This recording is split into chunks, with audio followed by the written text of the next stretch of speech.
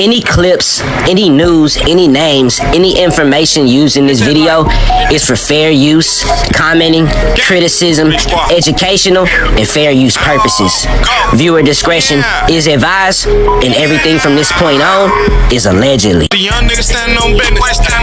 Fuck around, we gon' get right with you. East side, west side, north side, south side. Of the Saginaw trenches. East side, west side, north side, south side. Of the Saginaw trenches. Standing on business. Fuck around, we gon' get right with you. East side, west side, north side, south side. Of the Saginaw trenches.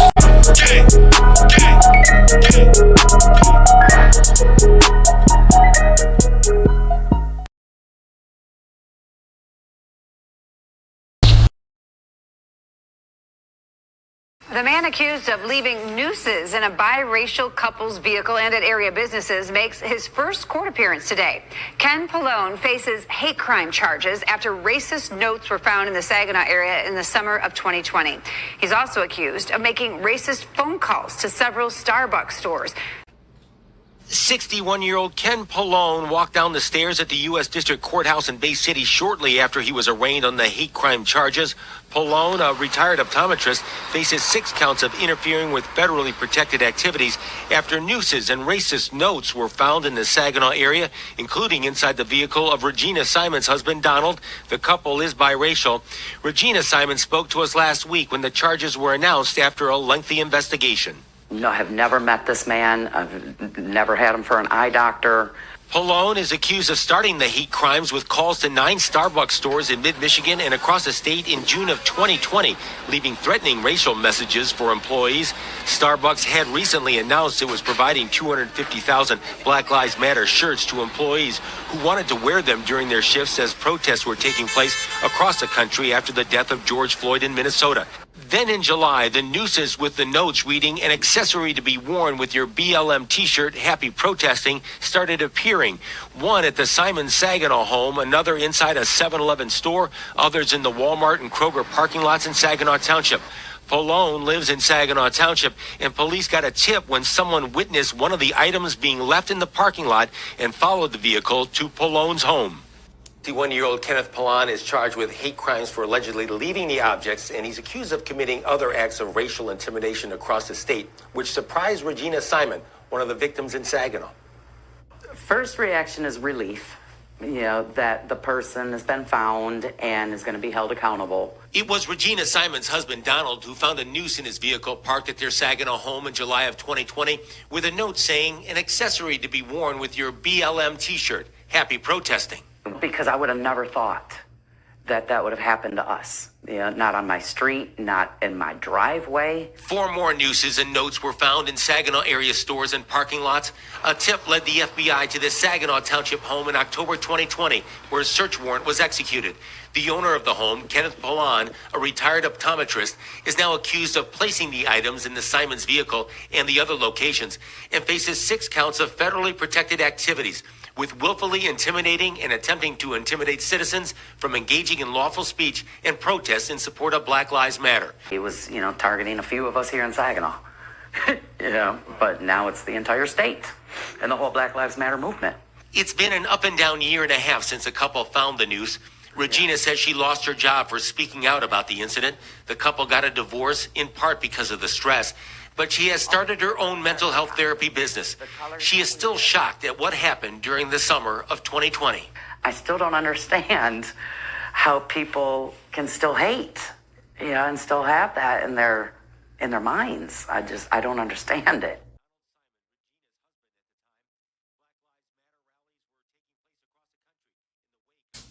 He's frail.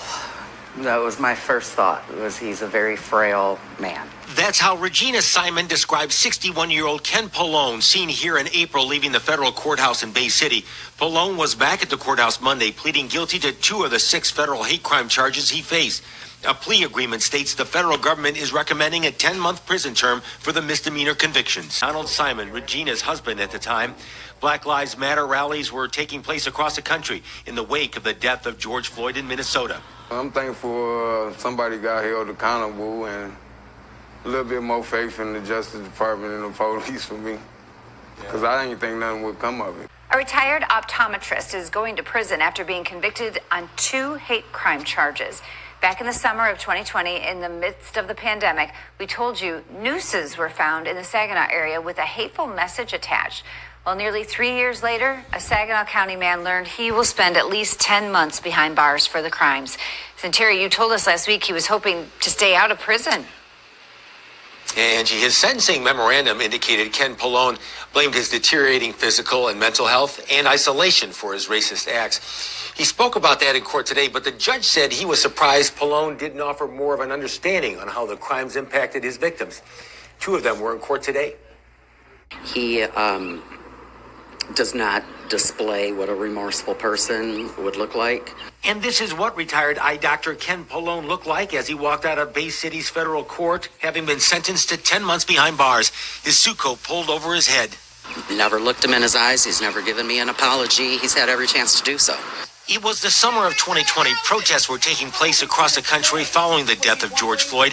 The 62-year-old Pallone had admitted he placed a noose like this with the message, "An accessory to be worn with your Black Lives Matter t-shirt," in the vehicle belonging to Donald Simon, who was married to Regina Simon at the time.